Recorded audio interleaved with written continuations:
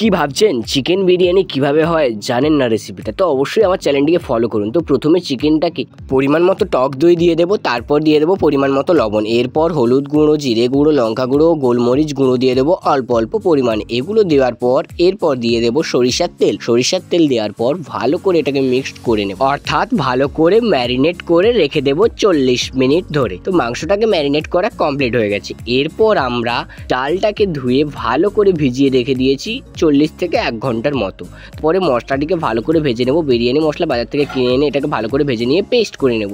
তো পেস্ট করা হয়ে গেছে মশলাটি, এরপর সাইডে রেখে দিয়ে আমরা পরবর্তী পদক্ষেপের জন্য দুধের ওপরে পরিমাণ মতো কেশর দিয়ে মিল্ক শেকটা রেডি করে রেখে দেবো। এরপর প্রেশার কুকারে আলু দিয়ে পরিমাণ মতো জল দিয়ে পরিমাণ মতো লবণ দিয়ে এবং কালারের জন্য পরিমাণ মতো কালার দিয়ে ভালো করে এটাকে সেদ্ধ করে নেব। এরপর বেরেস্তা ভেজে নেব, অর্থাৎ ভালো করে পেঁয়াজটিকে লাল লাল করে ভেজে নেব। ভেজে নিয়ে এটাকে কাগজের ওপরে অর্থাৎ খবর কাগজের ওপরে দিয়ে দেবো যাতে তেলটাকে ভালো করে শুষে নেয় কাগজ। তারপর আমরা সেদ্ধ করা আলুগুলোকে ভালো করে লাল লাল করে ভেজে নেব। তো আলু ভাজা কমপ্লিট হয়ে গেলে এরপর আমরা এই একই তেলের মধ্যে চিকেনগুলোকে ভেজে নেব। তো আলু ভাজা এখানে আমাদের কমপ্লিট হয়ে গেছে। এরপর আমরা ম্যারিনেট করা চিকেনগুলোকে ভালো করে ভেজে নেব।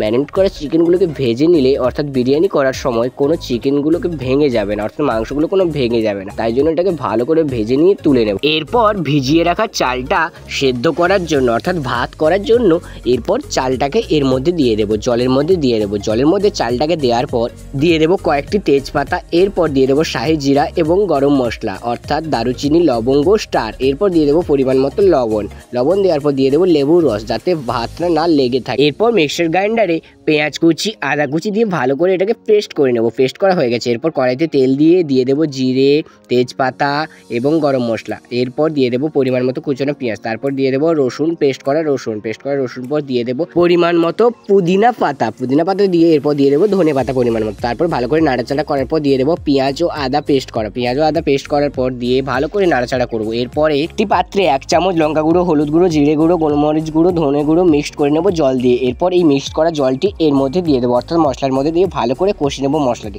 এরপর দিয়ে দেবো ভাজা মশলা দেওয়ার পর কিছুক্ষণ নাড়াচাড়া করলে আমাদের মশলাটি রেডি হয়ে যাবে। তো এরপর আমরা ভেজে রাখা চিকেনগুলো এর মধ্যে দিয়ে দেবো। চিকেনগুলো এর মধ্যে দিয়ে ভালো করে মশলাটিকে কষে নেব, অর্থাৎ চিকেনটিকে ভালো করে কষা হয়ে গেলে আমাদের চিকেন কষাটি রেডি হয়ে যাবে। তারপরে আমরা জল দিয়ে ভালো করে এটাকে নামিয়ে নেব। মাংস কষা হয়ে গেলে মাংসটা ও চিকেন গ্রেভিটাকে আলাদাভাবে তুলে নেব, অর্থাৎ চিকেন গ্রেভিটাও মাংসটা আলাদাভাবে রাখতে হবে। এরপর হাঁড়ির মধ্যে পরিমাণ মতো ঘি দিয়ে দেবো। এরপর চিকেন গ্রেভিটা এর মধ্যে দিয়ে দেবো। এরপর দিয়ে দেবো মাংস, কষে রাখা মাংসটা এর মধ্যে সাজিয়ে দেবো। লেয়ার হিসেবে সাজাতে হবে, তাই মাংসটা এর মধ্যে দেওয়ার পর দিয়ে দেবো ভেজে রাখা আলু। ভালো করে মাংসটাকে সাজানোর পর ভেজে রাখা যে আলুটা আছে তাতে ভালো করে হাঁড়ির মধ্যে সাজিয়ে দিতে হবে। ভালো করে সাজানো হয়ে গেলে এর মধ্যে দিয়ে দেবো রাইসটা, অর্থাৎ ভাতটা দেওয়ার পর এর মধ্যে সকল প্রকার বিরিয়ানির সামগ্রী দিয়ে দিতে হবে। তো একে একে আমাদের ভাত দেওয়া কমপ্লিট হয়ে গেছে। তো ভাতটি দেওয়ার পর এরপর এর ওপরে আমরা দিয়ে দেবো পরিমাণ মতো লবণ দেওয়া হয়ে গেলে এরপর দিয়ে দেবো বিরিয়ানি মশলাটা, অর্থাৎ ভেজে রাখা বিরিয়ানি মশলাটা দিয়ে দেবো। এরপর দেবো আমরা